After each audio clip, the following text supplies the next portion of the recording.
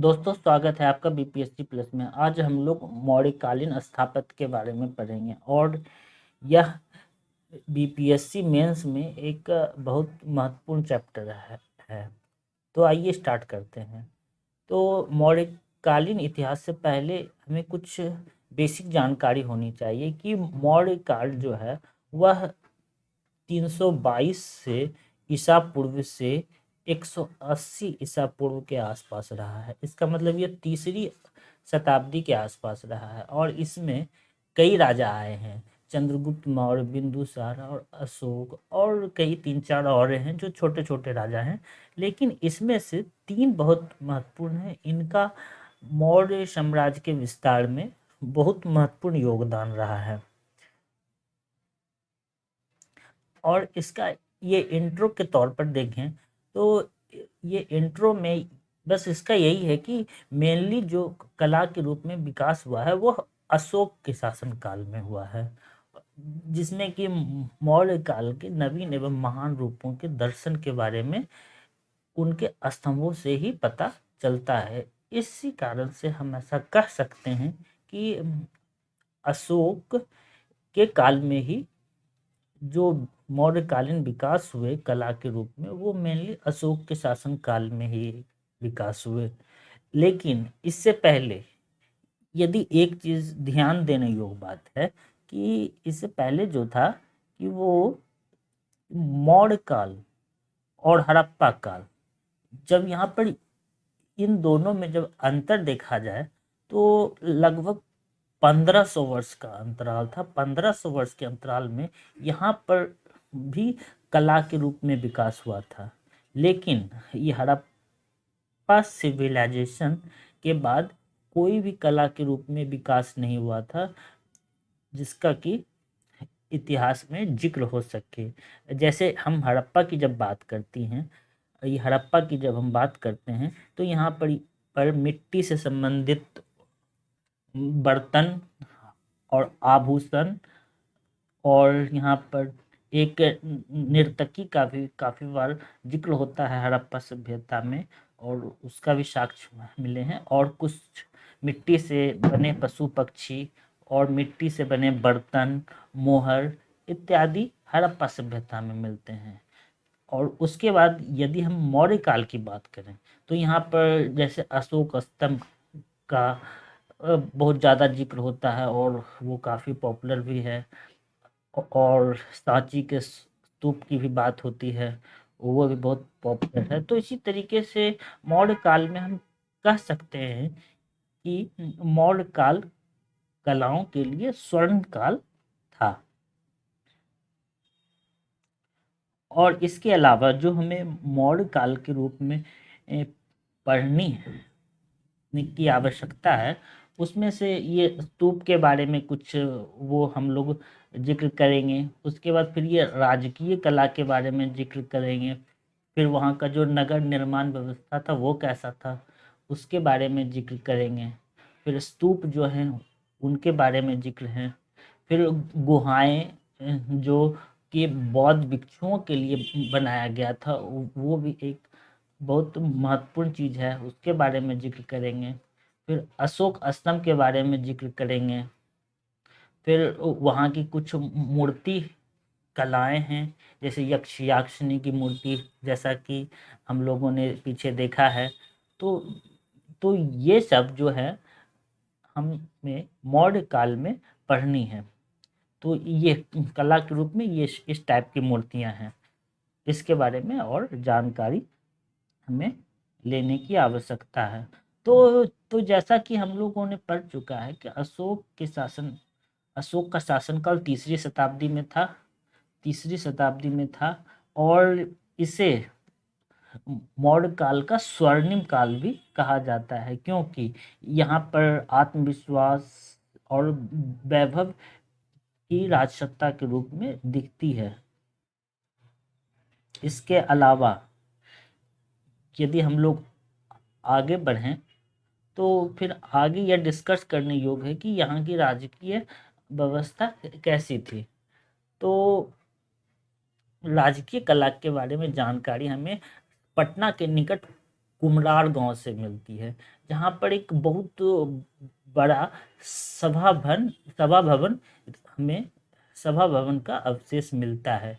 क्योंकि यहाँ पर जब खुदाई हुई थी तो यहाँ पर कुल 40 खंभे अवशेष के रूप में मिले थे, जिससे कि यह अनुमान लगाया जाता है कि यह जो सभा भवन था, यह कितना विशाल सभा भवन हुआ होगा। और इसकी खुदाई ये एक तो सन 1914-15 में हुई थी और दूसरा यह 1991 में हुई। दोनों खुदाई को मिलाकर ये कुल 40 खंभे प्राप्त हुए हैं। और दूसरा है कि यहाँ का जो नगर निर्माण था वो कैसा था। अशोक के काल में जो नगर निर्माण, या फिर मौर्य काल भी कह सकते हैं कि मौर्य काल में नगर निर्माण कैसा था, तो इसके बारे में जो हमें जानकारी मिलती है वो मेगास्थनीज से मिलती है। मेगास्थनीज ऐसा कहते हैं कि जब पाटलिपुत्र की स्थापना जो हुई थी और उसके नगर की लंबाई चौड़ाई के बारे में मेगास्थनीज बताते हैं कि 9.5 मील की लंबाई और 1.5 मील की चौड़ाई वाले नगर थे, जिसके चारों ओर दीवारें थी और तीर चलाने के लिए चित्र बने हुए थे। दीवार के चारों ओर 60 फीट गहरी 600 फीट चौड़ी खाई थी। नगर में आने जाने के लिए 64 प्रवेश द्वार थे। दीवारों पर 570 बुर्ज बने हुए थे और यह गंगा और सोन नदियों के संगम पर स्थित था। यह सुव्यवस्थित ढंग से बसा हुआ नगर था और इसके बारे में हमें जानकारी मेगास्थनीज से प्राप्त होती है।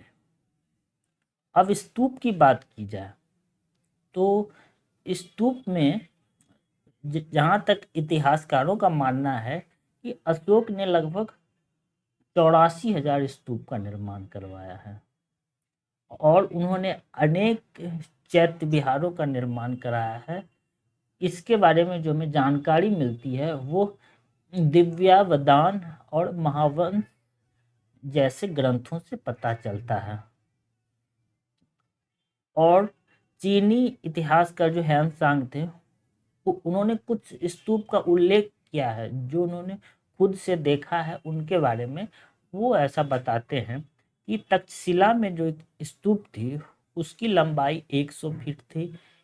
इसी प्रकार से कश्मीर, कन्नौज, प्रयाग, मथुरा, विशाखा, कौशाम्बी, कपिलवस्तु, कुशीनगर, वाराणसी, पाटलिपुत्रा, बोधगया और आदि स्थानों पर अशोक ने बहुत सारे स्तूप का निर्माण कराया था। सांची के स्तूप में भी सम्राट अशोक ने निर्माण कराया था और इसका जो व्यास था यह 12.5 फुट का था और ऊंचाई 77.5 फुट थी और यह बलुई पत्थर से बना था। और यह जो आप फोटो देख रहे हैं यह सांची स्तूप की आपके सामने इमेज है। अब यदि गुहाएं की बात की जाए तो गुहाएं का उपयोग में मुख्य रूप से बौद्ध भिक्षुओं के रहने के लिए होता था। बौद्ध भिक्षुक, क्योंकि जैसा हम लोग जानते हैं कि बौद्ध भिक्षुक बौद्धों को आश्रय अशोक ने दिया था, तो वो उनके रहने के लिए गुहाएं का निर्माण कराए थे। और सबसे प्राचीन गुहा में सुदामा गुहा है। इसमें एक अभिलेख भी है। इस गुफा में 2 कमरे हैं। सम्राट अशोक के पुत्र दशरथ ने नागार्जुन पहाड़ियों में 3 गुफाएं का निर्माण कराया था। इन गुफाओं में अनेक लेख भी मिले हैं। इसमें सबसे प्रमुख और बड़ी गोपी गुफा है और यह एक लंबे कमरे के समान है। गोपी गुफा जो है वह 14 फुट 5 इंच लंबी है और 17 फुट 2 इंच चौड़ी है और 6 फुट 6 इंच यह ऊंची गुफा है। इसके बाद जो है वो है स्तंभ।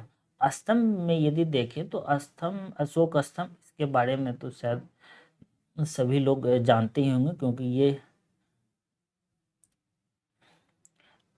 ये उत्तर प्रदेश के सारनाथ में, प्रयाग में, कौशाम्बी में, नेपाल की तराई में, लुम्बानी में अशोक ने कई सारे स्तंभों का निर्माण कराए थे। इसके अलावा बहुत सारे स्थानों पर भी स्तंभ मिले हैं और ये बलुआ पत्थर से बने होते थे। प्रत्येक स्तंभ की ऊंचाई 40 से 50 फीट होती थी।